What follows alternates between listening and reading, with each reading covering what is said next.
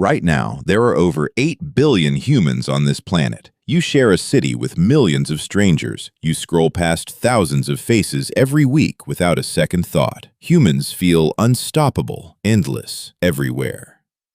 But the real answer is far stranger. There was a moment, tens of thousands of years ago, when your entire species nearly vanished. Not slowed down, not struggling, nearly wiped out completely. Somewhere between 100,000 and 70,000 years ago, the number of humans on Earth dropped to a devastating low. Some estimates put the entire breeding population at fewer than 10,000 individuals. Some studies suggest it may have been even smaller than that. Think about that for a second. Fewer people than fit inside a single stadium. That was it. That was the whole future of humanity, balanced on a knife's edge. How do scientists even know this happened? They didn't find a diary. They didn't find a photograph. They found it in your DNA. In the early 1990s, geneticist Rebecca Cann helped pioneer a method of tracing human ancestry through mitochondrial DNA, the genetic material passed down only from mother to child. What she and her colleagues discovered was startling. All living humans share an unusually small amount of genetic diversity for a species so large and so spread out. Chimpanzees, who number far fewer than humans today, have more genetic variation among themselves than all 8 billion humans combined. That's not supposed to happen, unless something thinned the herd first. Every population that survives a near-extinction event carries the same fingerprint. Scientists call it a genetic bottleneck. Imagine a wide river suddenly narrowing into a thin, rocky channel. Only a small amount of water makes it through.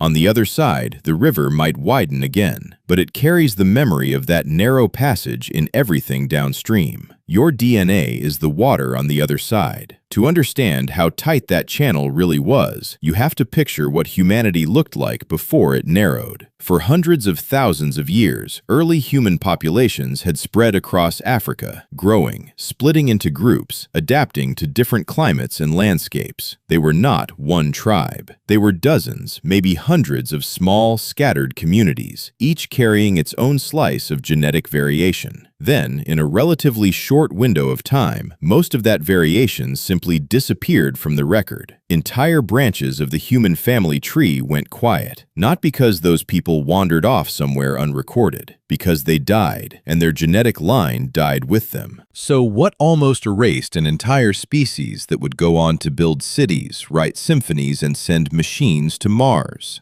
One of the leading theories points to fire in the sky. Around 74,000 years ago, a volcano named Toba, located on the island of Sumatra, erupted with a force almost impossible to imagine. It was not just an eruption, it was one of the largest volcanic events in the last 2 million years of Earth's history. Ash from Toba has been found layered in soil samples thousands of kilometers away, in India, in the Arabian Sea, in East Africa. A single mountain reshaped the chemistry of the sky across 3 continents. Anthropologist Stanley Ambrose proposed what became known as the Toba catastrophe theory in the late 1990s. His idea was direct and unsettling. The eruption sent so much ash and sulfur into the atmosphere that it triggered a volcanic winter, a period where sunlight was blocked, global temperatures dropped, and plant life collapsed across huge stretches of the planet. For early humans who depended on hunting and gathering to survive, a broken food chain meant a broken future.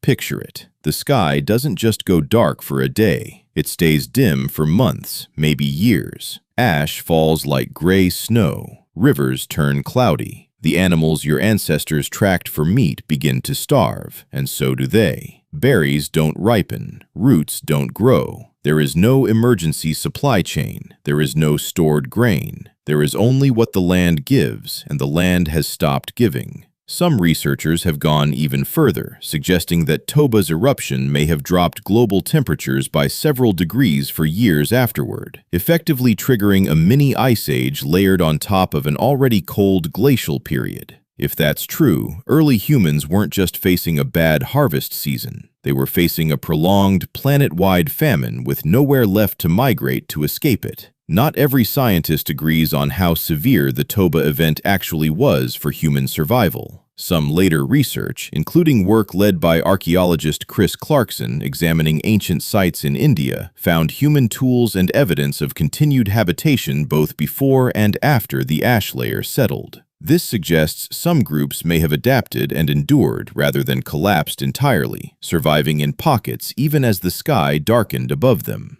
The debate is still active, and it likely always will be, because the evidence lies buried under tens of thousands of years of shifting Earth. But even critics of the Toba extinction theory agree on one thing. Something, whether it was Toba, a broader ice age, or a combination of climate pressures stacked one on top of another, pushed early humans into a genetic bottleneck that nearly ended everything. Why does this matter to you scrolling through your day thousands of years later? Because you are not just descended from survivors. You are descended from an almost impossibly small, almost impossibly lucky group of survivors. Every person you have ever met, every language ever spoken, every war, every love song, every act of kindness or cruelty in human history traces back through that narrow genetic channel. If a slightly different gust of wind had carried the ash differently, if a slightly colder winter had lasted one season longer, none of it happens. Not you, not this video, not the device you're watching it on. There's something else hiding inside this story, something psychologists have started to connect to how your brain works today. Populations that pass through a bottleneck don't just lose genetic diversity. They often develop tighter social bonds out of necessity. Small groups fighting for survival cannot afford internal conflict the way larger, resource-rich populations can. Cooperation stops being a nice idea. It becomes the only strategy that works. Some researchers studying small group survival dynamics, including work building on evolutionary psychologist Robin Dunbar's studies of social bonding, argue that the intense social wiring you carry today, your deep need for belonging, your discomfort with isolation, your instinct to read a room and sense tension before anyone says a word, may be an echo of exactly this kind of pressure. When your entire species is down to a few thousand people, trust isn't emotional, it's structural, it's survival infrastructure. Your ancestors who cooperated lived, the ones who didn't quietly disappeared from the family tree. That's worth sitting with for a moment. The reason you feel a pang of loneliness when you're excluded from a group chat, the reason a small act of social rejection can ruin your whole day, might trace back to a time when rejection from the group meant actual death. Your brain hasn't caught up to the fact that you can survive alone in the modern world. It's still running code written for a population of a few thousand people huddled around a fire, watching the sky for smoke. Think about how strange that is. You can order food without speaking to a single human being. You can work an entire job through a screen. You can go days without physical contact with another person and technically survive just fine. Yet something inside you resists that isolation, aches against it, pushes you back toward other people even when it would be easier to stay alone. That ache is old, older than cities, older than agriculture. It may be older than language itself. Humanity did recover, eventually. Slowly, over thousands of years, the population grew again.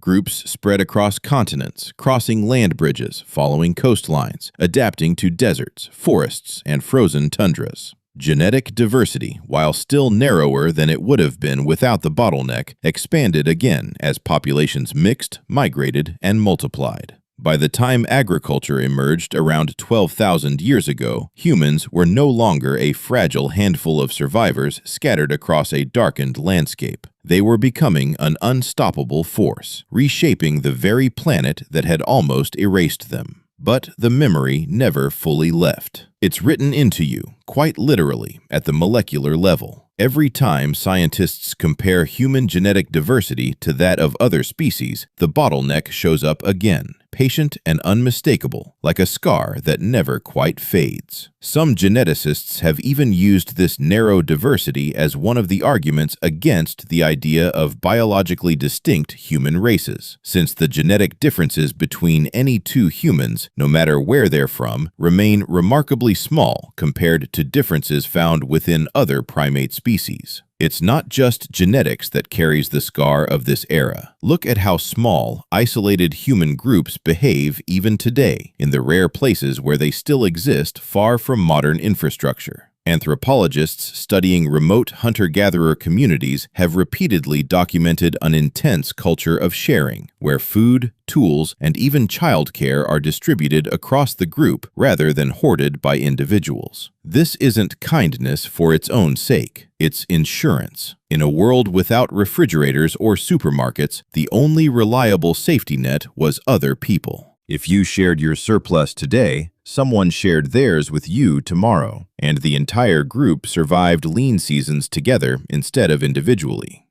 A bottleneck doesn't just shrink a population, it rewards the individuals inside it who are best at cooperating, and it quietly removes the ones who aren't.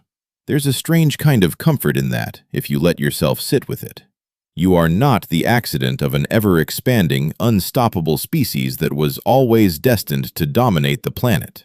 You are the outcome of a species that almost didn't make it, that clawed its way through ash-covered skies and failed harvests and freezing years, one small cooperating group at a time. So the next time you feel that pull toward other people, that ache when you're left out, that instinct to check in on someone who's gone quiet, remember what you're really feeling. It's not weakness. It's not neediness. It's an inheritance passed down from a few thousand people who had absolutely no idea they were the entire future of the human race resting on their shoulders. Right now, there are over 8 billion humans on this planet, scattered across cities you'll never visit, speaking languages you'll never learn. It feels endless. It feels permanent. But the real story is far stranger and far more fragile than that. You are here because a few thousand people, huddled together against a darkened sky, refuse to let each other go.